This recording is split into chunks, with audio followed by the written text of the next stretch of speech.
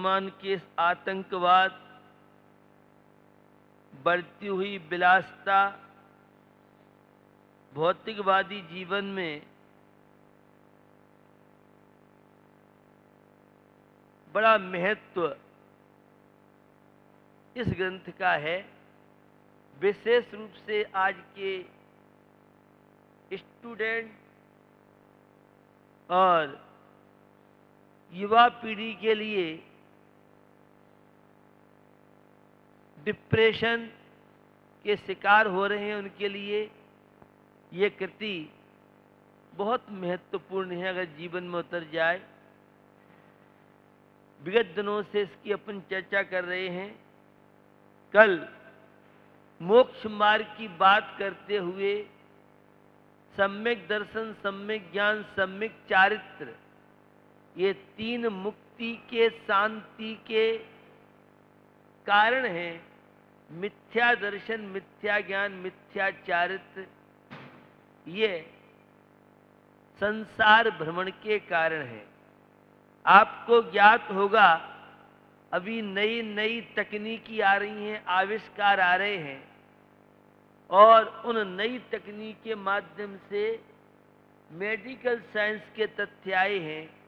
जो जितना पाप कार्यों में संलग्न होगा वह उतना ज्यादा बीमार होगा, और जिसकी जितनी अच्छी भावना, धार्मिक भावना, सेवा की भावनाएं, सदाचार की भावनाएं हैं, वह उतना ज्यादा स्वस्थ रहेगा और उसके अंदर रोग निरोध की क्षमता।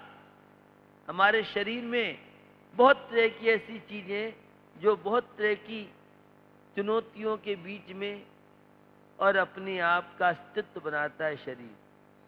तो आज जो बहुत तरह की बीमारियां और विशेष रूप से मानसिक बीमारी आज बहुत तेजी से बढ़ रही है। अभी तक तो विदेशों में थी, अब हमारा भारत भी चैंपियन बनने के चक्कर में चल रहा है। तो उसके लिए हमें सोनागिर जैसा तीर्थ क्षेत्र, देव शास्त्रु का समागम, ये हमारे ऊर्जा के केंद्र माने जाते हैं। अभी तक तो इन बातों को धर्मग्रंथ कहते थे, अब बड़े बड़े वैज्ञानिक इनकी खोज करके लोगों के सामने रख रहे हैं। और डॉक्टर कहता है आप प्रसन्न रहिए, खुश रहिए, और यह प्रसन्नता हमें विरागियों के निकट में, यह प्रसन्नता हमें वीतराग प्रभु के सानिध्य में मिल सकती है।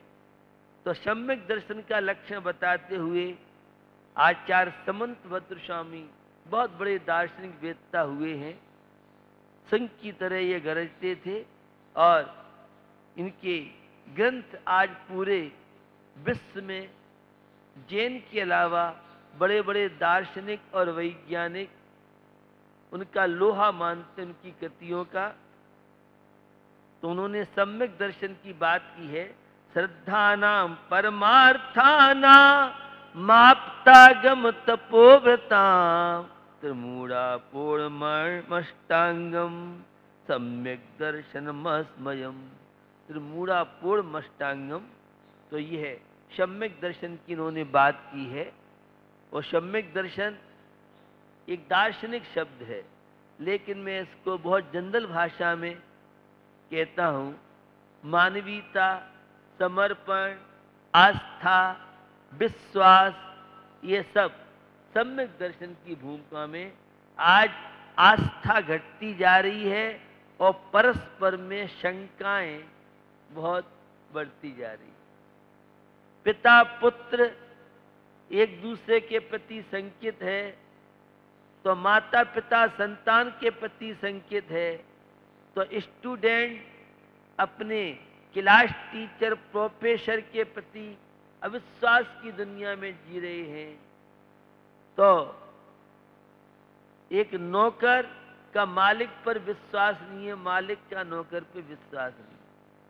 जितनी ज्यादा जीवन में संदेह, शक, आजकल हर व्यक्ति पर शक है, पता नहीं ये आदमी सही है कि नहीं है, पदार्थों में देखो तो सब में मिलावट है। जहां देखें, पहले तो जंगलों में हिंसक प्राणियों से डर लगता था, लेकिन आज आदमी को आदमी से बहुत डर लगता है। इस पर विश्वास आप करोगे, जिसे अपना आप मानते हो वही आपके साथ विश्वासघात कर लेता है। तो ये अधर्म की दुनिया है, ये पापाचार, विलासता की, स्वार्थ की दुनिया है। तो सम्यक दर्शन कहता है शंका मत कीजिए। अगर संदेह आपके जीवन में है, किसी पर शक आपको है, तो सामने वाले के अंदर भी ऑटोमेटिक टेलीपैथी, एक साइंस की व्यवस्था युवा पीढ़ी जानती है। आपके मन में जैसी भावना होगी, सामने वाले के अंदर उसी तरह के विचार और भावना बन जाती है। महात्मा गांधी के विषय में आपने सुना होगा, और भी तीर्थंकर प्रभु, एक ओरा होता है, आभा मंडल होता है, व्यक्तित्व होता है। और व्यक्तित्व के सामने जाने के बाद व्यक्ति अपनी खोटी भावनाएं भूल जाता है। उस ओरा में जाने के बाद उसकी भावना भी अच्छी बन जाती है। तो आपके अंदर सामने वाले के प्रति पवित्र भावना है, तो सामने वाला कितना क्रूर पापी भी हो, तो भी उसके अंदर ऑटोमेटिक परिवर्तन हो सकता है। मेरे 86 जेलों के अनुभव है।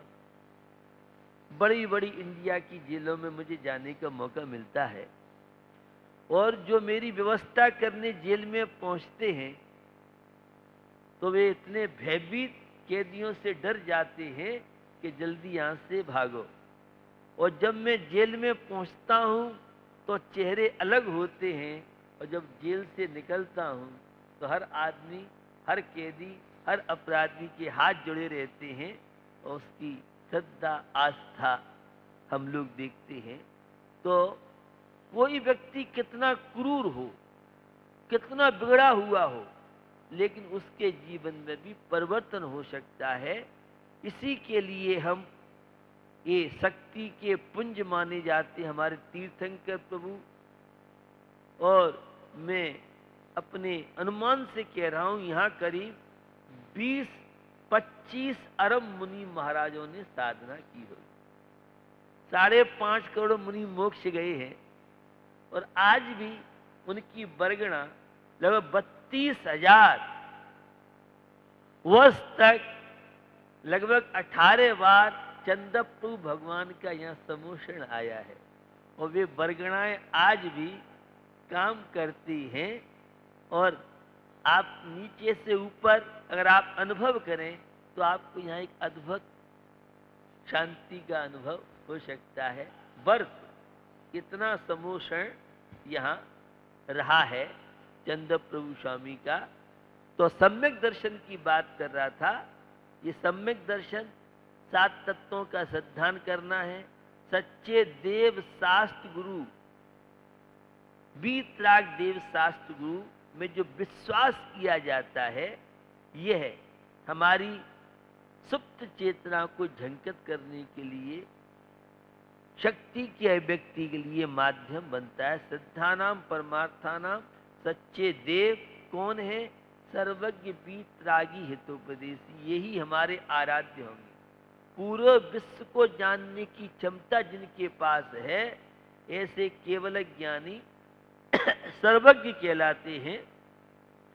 जो पास्ट, फ्यूचर, प्रेजेंट तीनों कालों की, और ऊर्ध्वलोक, मध्यलोक, अधोलोक तीनों लोकों की बात को हाथ में रखे हुए वस्तु की समय जानते हैं, वे केवल ज्ञानी, सर्वज्ञ प्रभु, अतीन्द्रिय ज्ञान के धारी माने जाते हैं। और वीतरागी, जिन्हें न किसी से राग है न किसी से द्वेष है। हमारे यहाँ राग रहित शब्द का उपयोग नहीं किया, वीतराग शब्द का उपयोग किया है। ये माइक राग रहित तो हो सकता है, लेकिन इसे वीतरागी नहीं कहेंगे, क्योंकि पहले जिसमें राग देश हो, तप, संयम, त्याग की साधना के माध्यम से जिन्होंने उस 8 कर्मों को नष्ट करके मोक्ष प्राप्त किया है, यारन प्रभु हैं। यही हमारे आराध्य। तो वीतरागी न कोई इनकी प्रशंसा प्रार्थना करे तो उससे राग नहीं करते हैं, कोई इनकी निंदा आलोचना करे तो उससे द्वेष नहीं करते हैं। ये हमारे वीतराग प्रभु की, क्योंकि राग द्वेष रहित हो चुके हैं। जो भगवान किसी भक्त से खुश हो जाएं और किसी अधार्मिक व्यक्ति से नाराज हो जाएं तो वे भगवान नहीं हो सकते। भगवान किसी का अच्छा बुरा नहीं करते। हमारी जो पवित्र भावनाएं बनती हैं उससे शुभ पुद्गल परमाणु कर्म परमाणु का आश्रय होता है और अशुभ कर्म हमारे विदा जीवन से लेते हैं। तो वीतरागी सर्वज्ञ हितोपदेशी, हमारे प्रभु हित का उपदेश देते हैं। हित का क्या कहलाता है? संसार शरीर भोगों की असारता, आत्म शांति का उपाय, संसार के बंधनों से कैसे मुक्त हो गए तो सम्यक दर्शन ज्ञान चारित्र की त्रिवेणी के माध्यम से और 25 दोषों से रहित, 8 प्रकार के शंकादि दोष और 8 प्रकार के अहंकार, 6 अनायतन और 3 मूर्ता, इनसे रहित जो श्रद्धान है वह सम्यक दर्शन की प्राप्ति में माध्यम कारण बनता है।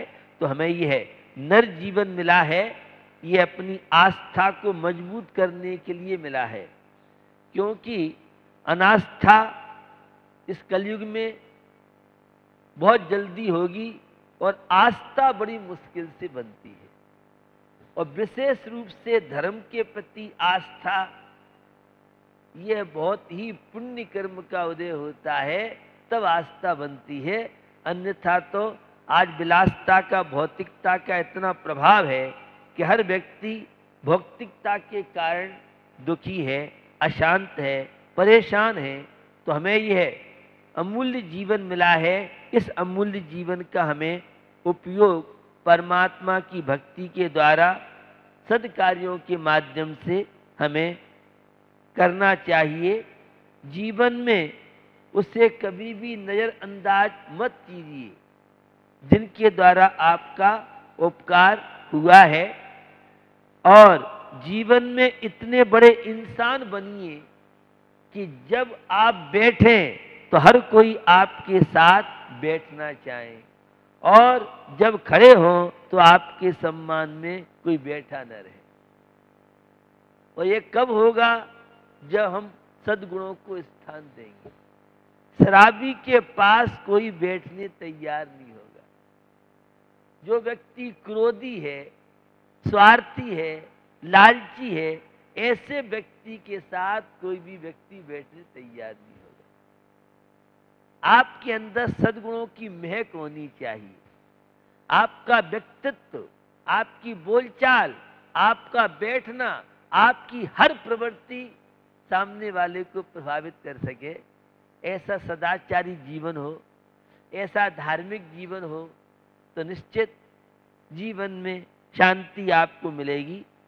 तो हमें यह जो जीवन मिला है, इंसान बनने के लिए, नैतिक बनने के लिए, श्रावक बनने के लिए, एक अच्छा इंसान बनने के लिए, उसके लिए हमारे यहाँ श्रावक के 8 मूल गुण बताए हैं। 5 उदंबर फल, बड़ पीपल उमर कटुमर पाकर, आजकल तो इनके नाम नहीं आते हैं लोगों को और ये कम प्रचलित हैं। और मध्य मास मधु, 3 मकार, इनका त्याग, और कई तरह से अष्टमूलों की बात आचार्यों ने की है।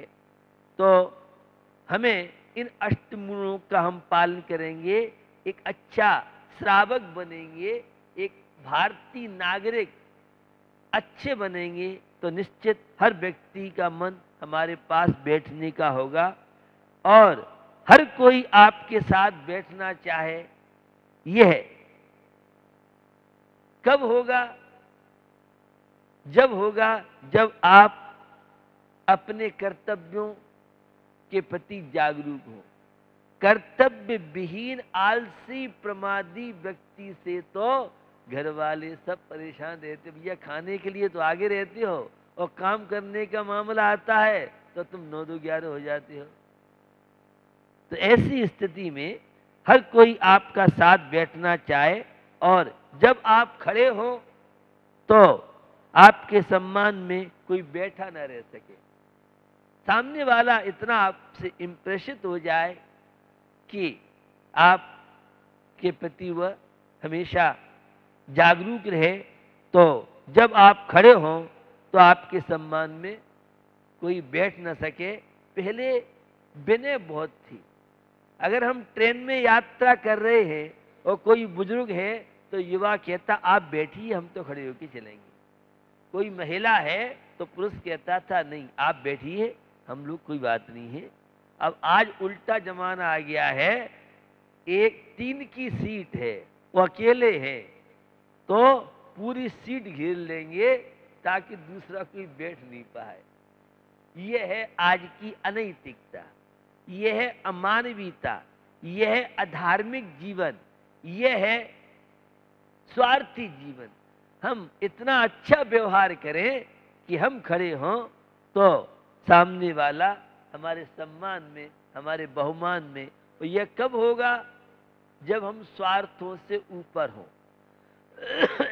धर्मात्मा के जीवन में, सम्यक दृष्टि के जीवन में ये सब सहज होता है। ट्रेन में कोई अच्छा आदमी होता है तो जब वो बिछुड़ता है तो हमें उसके प्रति बहुत लगाव हो जाता है। भाई तुम जा रहे हो या हम उतर रहे हैं, तुम्हारा साथ हमें छोड़ने का मन नहीं करता। और कोई लड़ाकू हो, गुस्सा करने वाला हो तो ये सोचती हैं ये कहाँ से कंस रावण आ गया, ये हमारी पूरी यात्रा खराब कर रहा है।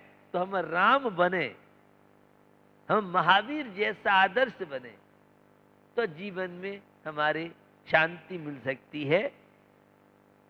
भूतपूर्व देश के प्रधानमंत्री लाल बहादुर शास्त्री का नाम प्रायः लोग जानते हैं। यद्यपि वे राजनीति में थे, लेकिन मुझे लगता है भगवान महावीर के सिद्धांत उनकी जिह्वा पर नहीं थे, भगवान महावीर के सिद्धांत उनके जीवन में थे। उनके बहुत आदर्श हैं और राजनीति में उनका आज एग्जाम्पल दिया जाता है कि लाल बहादुर शास्त्री जैसा प्रधानमंत्री देश के लिए आज आवश्यक है।